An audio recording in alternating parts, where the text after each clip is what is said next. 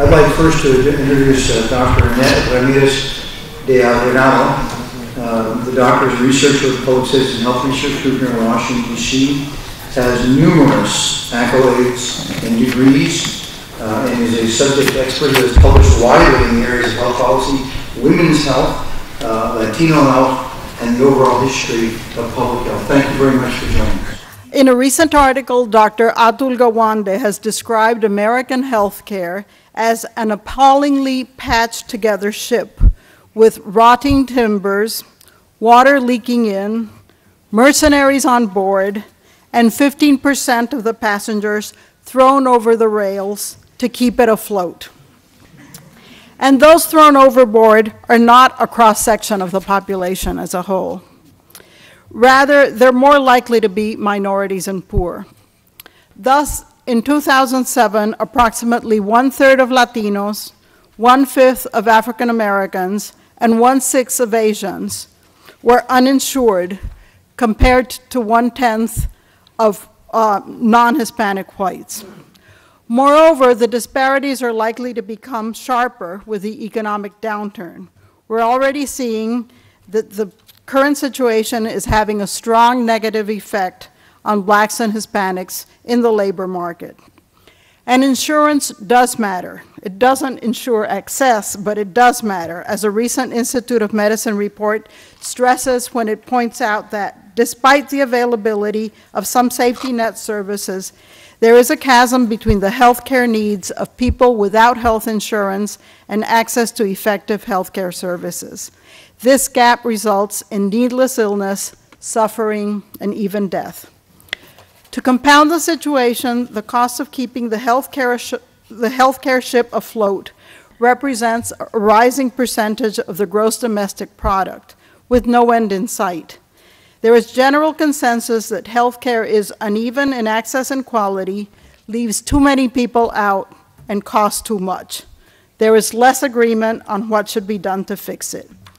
In my brief remarks this afternoon, I would like to address why incremental approaches are short-sighted and ineffectual, and why a single payer is the only viable solution to controlling costs. There are serious issues with focusing on just parts of the problem and calling it incremental reform.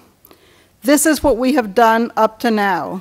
Indeed, health for some appears to have been the prevailing slogan for much healthcare planning in the United States. Medicare and Medicaid were designed to cover the elderly and the poor, which were the populations most identifiably in need.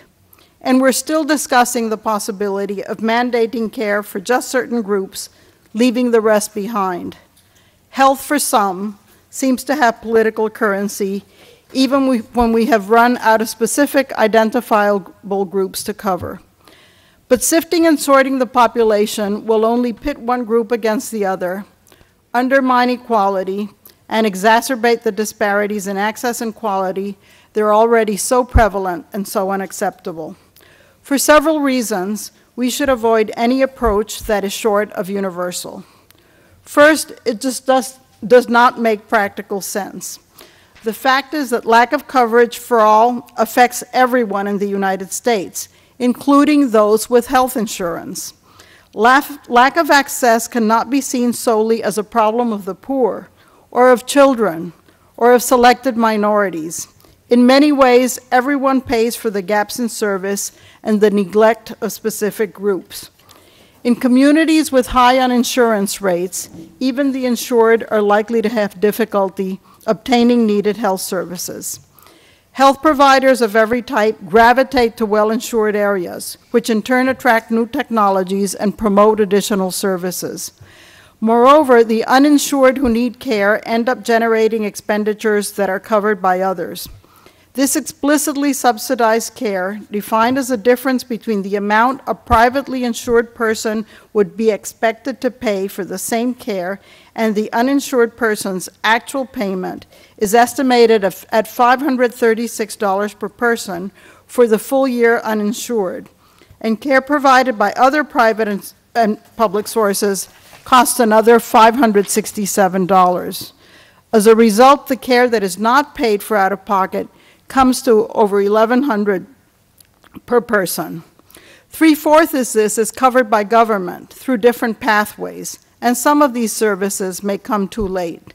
Such services tend to cost more, which limits the cost effectiveness of the expenditures.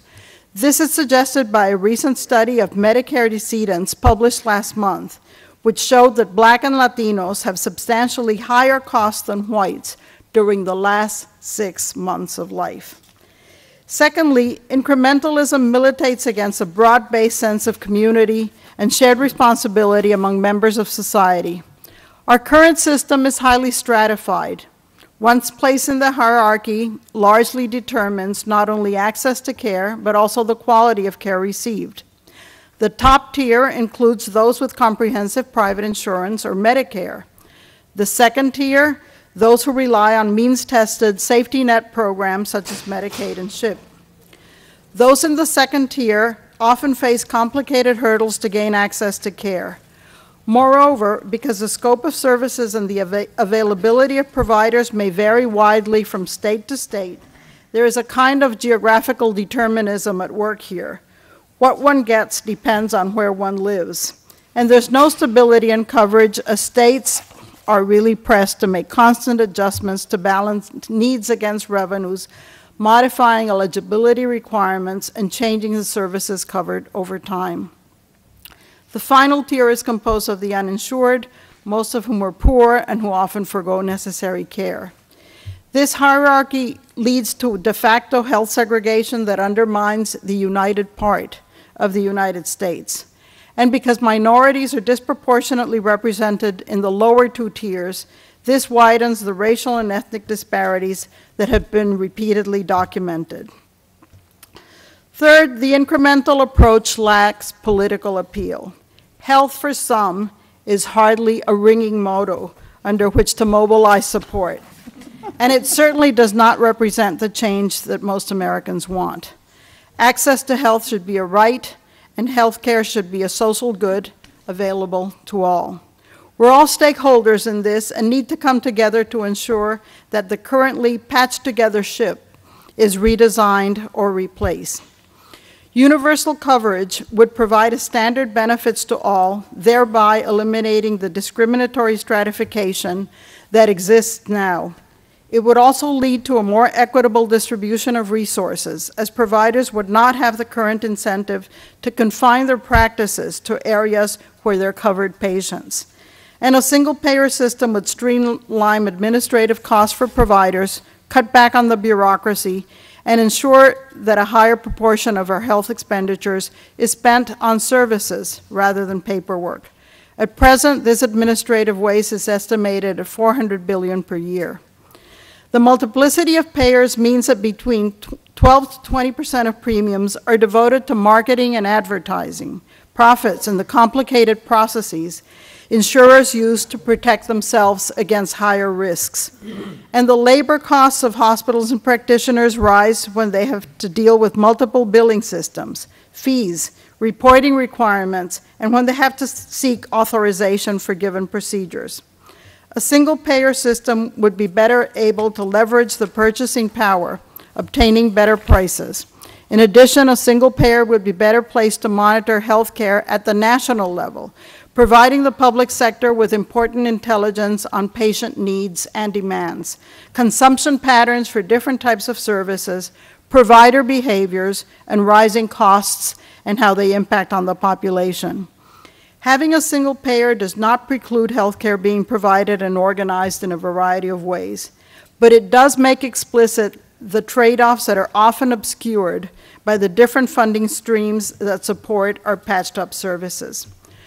Returning to the metaphor of the ship, Dr. Gawande is correct in his diagnosis, although mistaken in his prescription in that he does not favor a single-payer system. We need to do more than replace a few rotten timbers or provide lifeboats for some of those who have gone overboard. This is a time for bold solutions and significant steps towards universal coverage and single-payer health care. Here it is appropriate to recall the words of David Lloyd George, who said, "Don't be afraid to take a big step if one is indicated. You cannot cross a chasm in 2 small jumps."